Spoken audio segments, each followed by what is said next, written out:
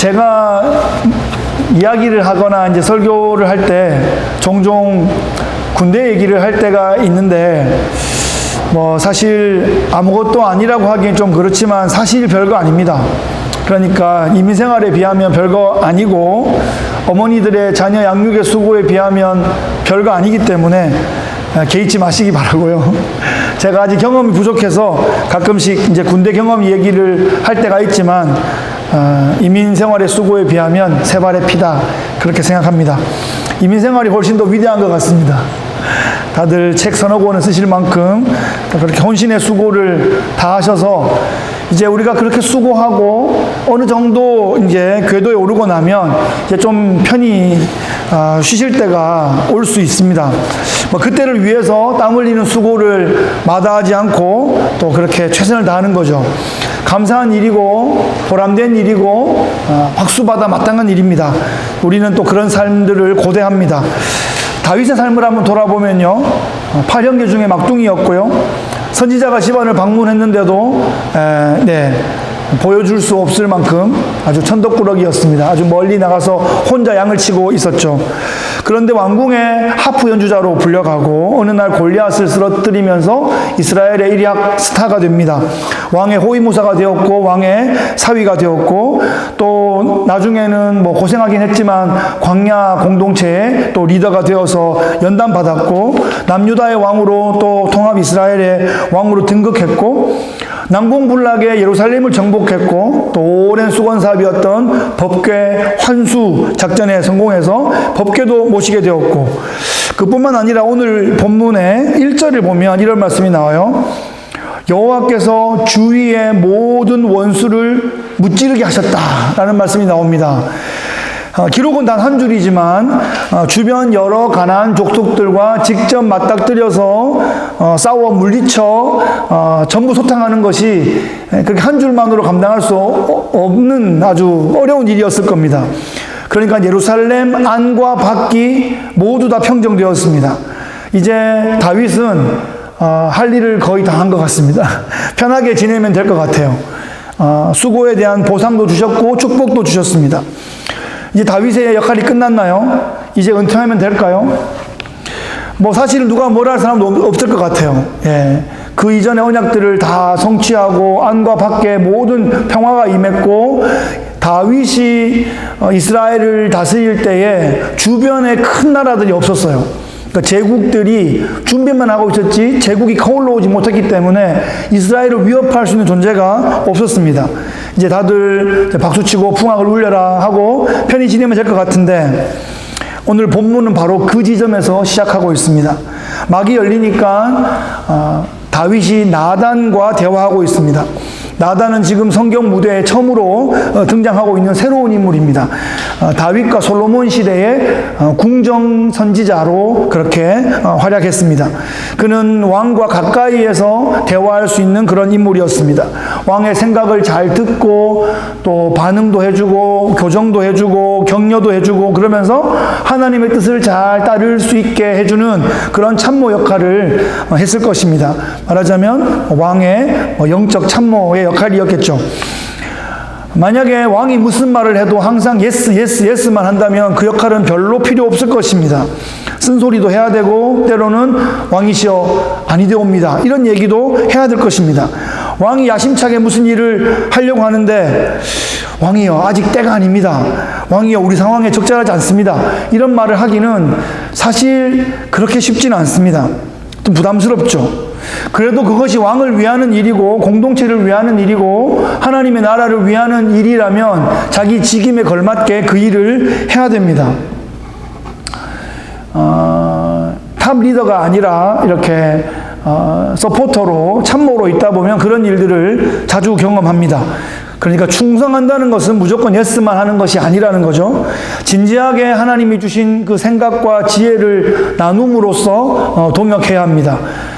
인사, 정보, 작전, 군수 등등 많은 참모들이 적절한 참모 판단을 해줄 때 지휘관이 가장 합당한 결정을 할 수 있는 거죠. 어느 날 마음에 답답한 마음이 있어서 다윗이 나단을 불렀습니다. 여보게 나단, 내가 요즘 마음이 참 불편해. 나는 이렇게 백향목 궁전으로 된 아주 멋진 곳에 있는데 하나님의 법궤는 아직도 천막에 있으니 말이야. 나단, 내가 하나님의 집을 지어드리면 어떨까? 이렇게 하나님을 왕으로 모시기로 하고 법궤를 모시고 왔는데 그 법궤가 여전히 천막에 있는 것이 참 죄송하고 민망해서 그런 제안을 했는데 나단이 하나님께서 다윗 당신과 함께 하시기 때문에 당신의 마음의 소원대로 하십시오. 이렇게 또 격려를 해줍니다. 그래서 나단이 다윗의 생각에 이렇게 동의를 해주니까 다윗이 참 마음이 기뻤을 거예요. 그런데 그날 밤에 하나님께서 나단에게 찾아오셔서 다윗에게 가서 해야 할 말을 직접 알려주십니다. 사실 나단은 하나님께 여쭈어보지 않고 다윗의 말에 그냥 동의를 해버렸는데 하나님께서 수정해 주신 거죠. 이렇게 말씀하십니다. 다윗, 네가 나를 위하여 내가 살 집을 지어줄 수 있겠니? 나는 출애굽부터 지금까지 텐트 속에 있으면서 이스라엘 백성과 함께 지냈어. 내가 집에서 지냈던 적이 없었지. 그리고 나는 이스라엘 그 누구에게도 그 어떤 지파에게도 내 집을 지어달라고 말한 적이 없었어. 그래도 네 생각이 참 기특하구나. 네가 내 집을 지어줄 것이 아니라 내가 네 집을 지어줄게. 이것이 다윗 언약의 핵심적인 그런 가이드라인입니다. 다윗이 하나님의 집을 짓는 것이 아니라 하나님이 다윗의 집을 지어주시겠다라는 그런 이야기입니다. 좀 더 자세히 그 내용을 한번 살펴보죠. 오늘 본문은 구약 성경에서 가장 중요한 장면 중에 하나입니다. 신학적으로는 다윗 언약이라고 불리는 구약 성경의 가장 핵심적인 언약이 오늘 본문에 기록되어 있습니다. 다윗 언약은 그 이전에 기록했던 그 언약들과 이후에 나올 언약 사이에 허브의 역할을 하고 있어요.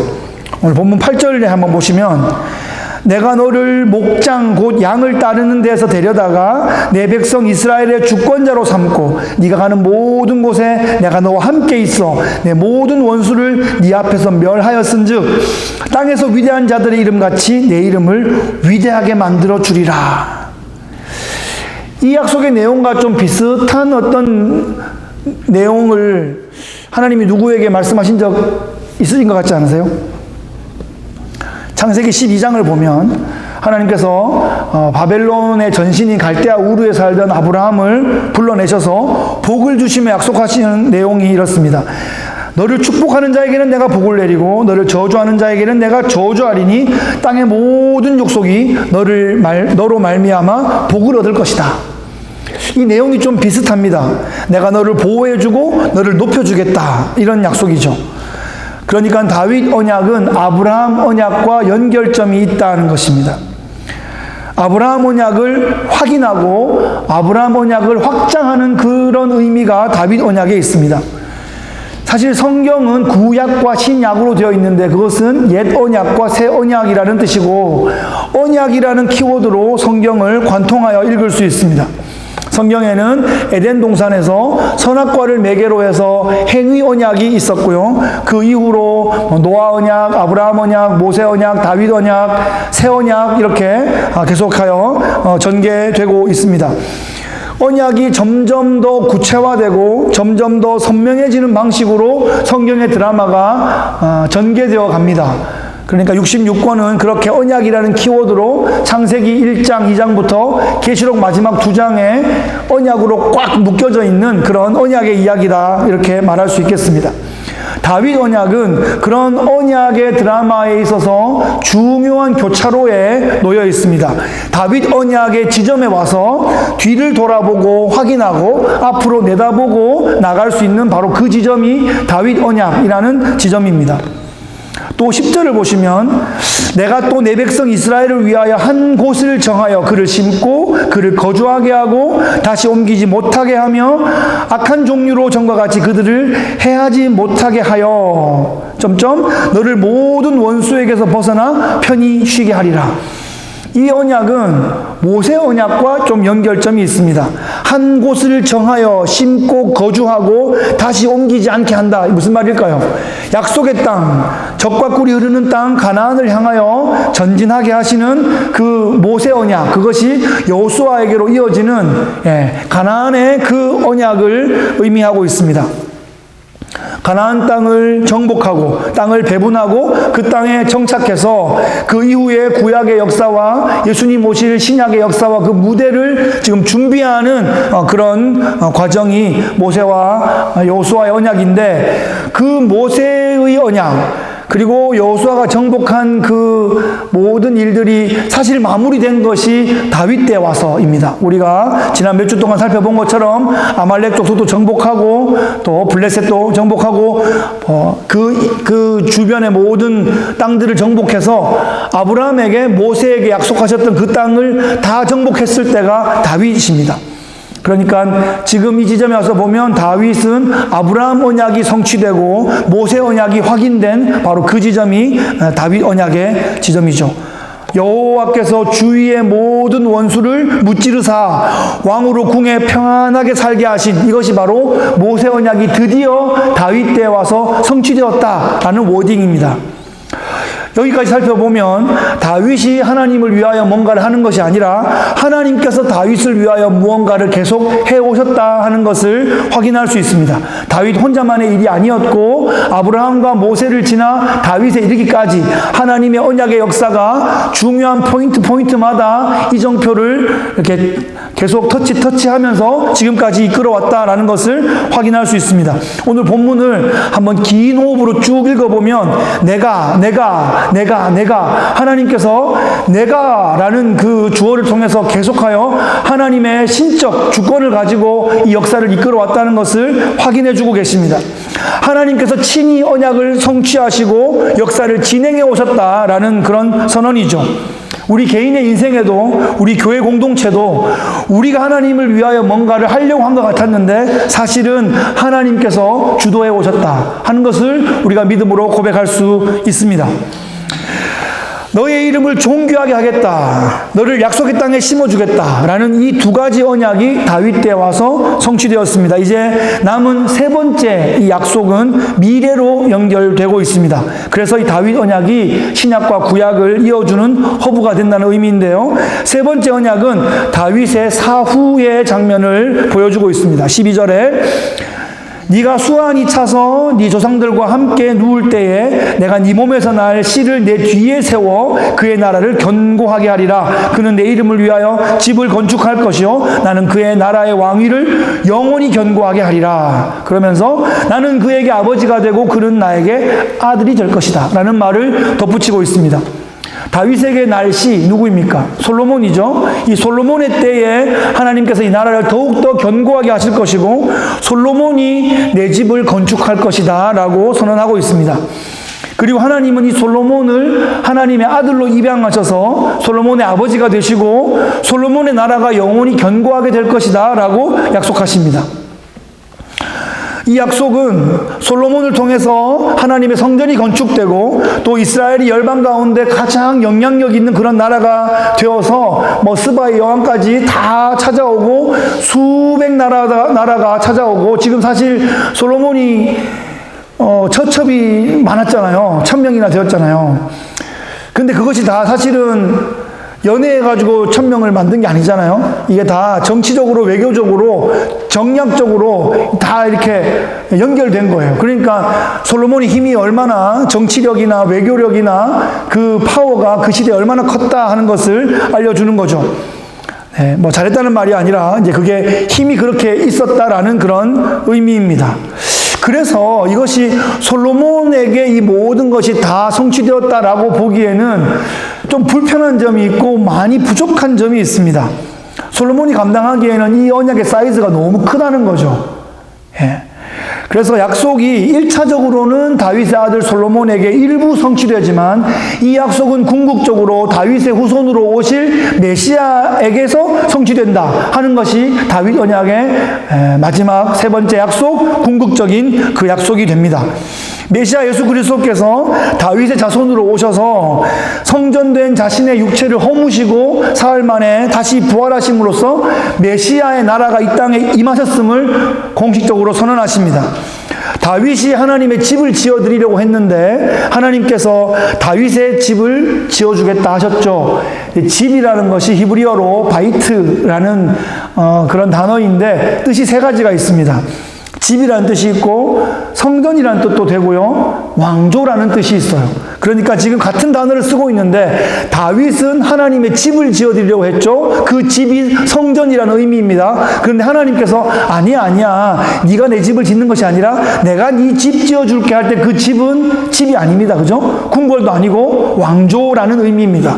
그리고 그 왕조가 영원하다는 것은 솔로몬에게서 성취되었다라는 의미가 아니라 솔로몬은 1차적인 그냥 성취이고 궁극적으로 다윗의 후손으로 오실 메시아 예수 그리스도를 통해서 영원한 왕조를 세우겠다 하는 하나님의 말씀이 거기에 있습니다.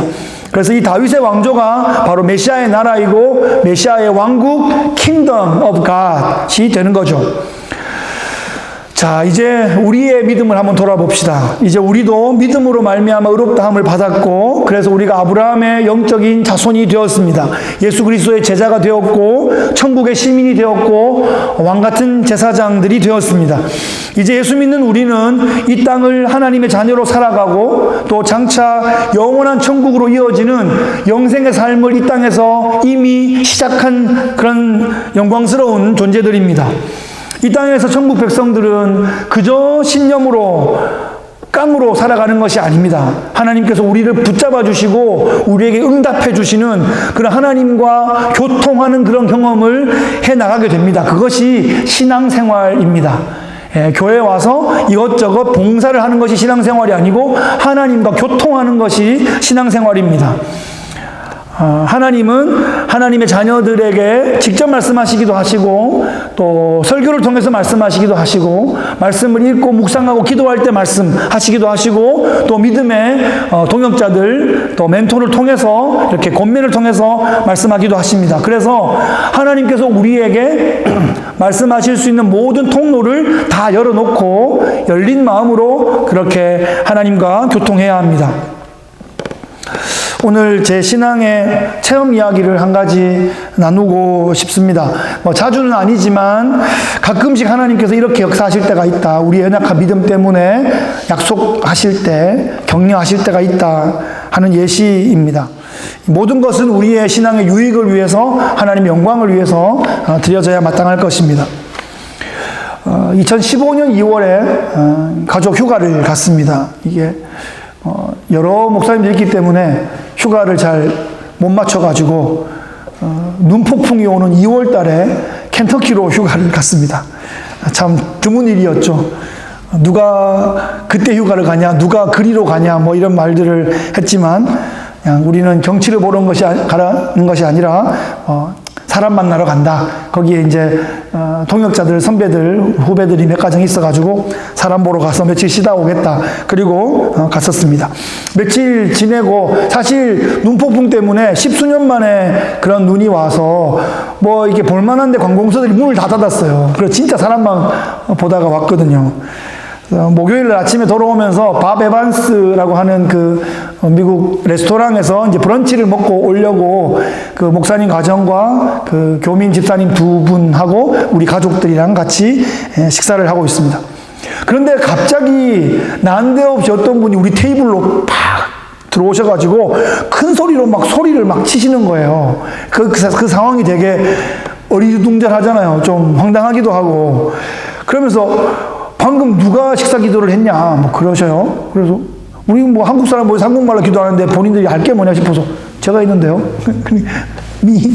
그랬더니 방금 기도한 당신에게 하나님께서 뭐 축복하기를 원하신다. 그러면서 뭐 예언의 축복 비슷한 거를 손을 들고 막 축복을 막 하는 거예요. 그 내용들이 뭐 이렇습니다. 사실 뭐 특별한 건 아닌데 하나님께서 너를 사랑하시고 너를 기뻐하시고 너를 들어 사용하실 것이다. 두려워하지 말고 담대해라. 사람도 붙여주시고 재정도 채워주실 것이다. 새로운 스테이지에서 마음껏 사용하실 것이다. 믿음으로 기대해라. 뭐 이런 정도의 내용이었습니다. 되게 당황했는데 하여튼 간에 이제 큰아들하고 같이 그걸 잘 기억해가지고 그 자리에서 메모를 좀 해뒀었죠. 신기하기도 하고 좀 재밌는 경험이기도 했는데, 하여튼 제 아내가 그날의 사건을 마음에 깊이 두어 생각하고 있었습니다. 그 후에 2년이 지나서 제가 여름에 병원에 어떻게 갔다가 검진을 하다가 이제 박테리아에 감염이 됐어요. 그래서 급성 폐혈증이 걸려가지고 응급실에 실려갔는데, 폐혈증이 걸리면 사흘 동안에 어떤 일이 벌어진다 하는 것을 저는 간증할 수 있습니다. 기억이 지워집니다. 기억이 지워져요. 한 달 정도의 기억이 지워집니다. 10년, 20년 전은 기억나는데 한 달 정도의 일의 선후 관계가 다 헷갈려 버려요. 내가 지금 있는 곳이 어딘지가 헷갈리는 거죠. 예, 제가 그 한 달 사이에 4군데 정도 다녀왔는데 내가 지금 있는 곳이 어딘지를 모르겠는 거죠. 그러면서 몸은 미친 듯이 떨리고 열은 올라가서 안 떨어지고 기력은 빠지고 이제 그런 게 3일 동안 점점점 이렇게 진행이 됩니다. 2인실에 있었는데, 내일 곧 돌아가실 것 같은 인도 할아버지랑 같이 이제 방을 쓰게 됐어요. 제가 더 위험했는지 저를 문간에 두시고, 그 홀리네임 병원의 의사들, 간호사들이 수시로 저를 계속하여, 체크했습니다. 3일 동안 4시간마다 계속 항생제를 다른 거를 쓰는데 효과가 계속 없어요. 그러다가 제가 이제 기절했다가 깼다가 계속 그런 상황에서 구글 검색을 해보니까 급성 폐혈증이 3일이 넘어가면 치사율이 갑자기 확 올라가면서 굉장히 위험해진다. 그래서 세보니까 오늘 밤이야. 그래서 오늘 밤에 이 4시간마다 가는 항생제가 바뀌어야 되는데, 근데 그 얘기를 아내한테 하기는 또 그렇고, 제가 이거 바뀌어야 되는데, 주님 살려주세요. 시편 23편 암송하고 그러고 달달 떨고 있었어요. 그런데 새벽 1시인가 2시에 딱 바꿨던 게 딱 맞으니까 열이 쭉 떨어지는 거예요. 예, 그리고 난 다음에 그날 월요일 아침에 그 홀리네임 병원 같은 층에 있는 모든 의사, 간호사, 청소하는 아줌마까지 저희 방에 다 왔습니다. 축하한다고. 내가, 이게 이 2층에 내가 유명한 사람이었구나 하는 것을 그때 알았죠. 근데 제가 이제 회복된 다음에 아내한테 물어보니까 의사들도 긴장하고 있는데 제 아내는 너무 평온해 보이는 거예요. 어떻게 그렇게 평온했냐, 그렇게 강긴장이냐 그랬더니, 그때 켄터키 선지자의 약속을 믿고 있었노라고 그렇게 말하는 거예요. 그래서 이때를 위해서 그때 약속해 주신 게 아닐까 그렇게 생각한다고. 그로부터 4년이 흘렀습니다. 한 번 더 그 약속을 붙잡을 기회가 왔습니다. 그게 바로 최근에 있었던 일들입니다. 교회가 개척되려고 하는데 참 방해하는 것도 있고 혼란도 있고 낙심되는 일들도 많았습니다. 인간적인 생각으로는 막막하기도 하고 그냥 주저앉고 싶기도 했습니다. 하지만 가만히 말씀을 묵상해보고 하나님의 성품과 또 하나님 하신 일들을 묵상해보니까 켄터키 선지자의 말이 또 떠올랐어요. 그래서 두려워하지 말고 담대하라 하셨구나. 사람도 붙여주시고 채워주시겠다 하셨구나. 새로운 스테이지에서 사역한다 하셨구나. 이때를 위한 약속이었구나 라고 그 약속을 붙잡고 확신하며 버틸 수 있었습니다. 하나님 약속이 있었기 때문에 광야에 들어설 수 있었습니다. 그래서 하나님은 과연 하나님의 사람들을 준비해 주셨고 붙여주셨고 재정도 채워주셨습니다. 바다에 길을 내셨고 광야에 길을 내시고 약속의 땅으로 인도해 가고 계십니다. 할렐루야. 아멘. 말씀을 맺고자 합니다. 오늘 말씀의 제목은 언약을 굳게 붙잡으라 하는 것입니다. 성경적인 의미에서 언약은 생명을 건다라는 의미입니다. 예수님께서 우리를 위하여 생명을 거셨습니다. 피로 값주고 우리를 사셨습니다. 우리는 예수님의 생명값이고 하나님의 소유가 된 것이죠. 우리의 삶은 하나님의 영광을 위한 삶이고 우리가 이 땅에서 어떤 일을 해도 하나님과 연결된 그런 일이 될 것입니다. 그것이 바로 언약 백성의 정체성입니다. 이제 우리는 언약 백성으로 어떻게 살아가야 할까요? 하나님의 영광을 위해 살아가야 합니다. 그 방법이 무엇일까요? 지금 우리에게 보여주시는 길에 순종할 수 있으면 됩니다. 그것이 바로 태파 초대교회를 창립하는 이 위대한 일에 우리를 초청해 주셨다는 것입니다. 아무나 얻을 수 있는 영광이 아닙니다. 믿으십니까? 아멘. 주의 몸된 교회를 개척하는 것은 참 놀라운 주의 은혜인 것 같습니다. 조금씩 겪어보니까 그렇습니다.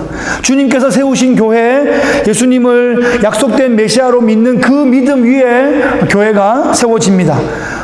그 믿음 위에 우리가 밟고 선 이 땅, 또 우리가 살아가는 이 지역에 교회가 세워지는 것입니다. 천국 본점에 템파 지점이 세워지는 거죠.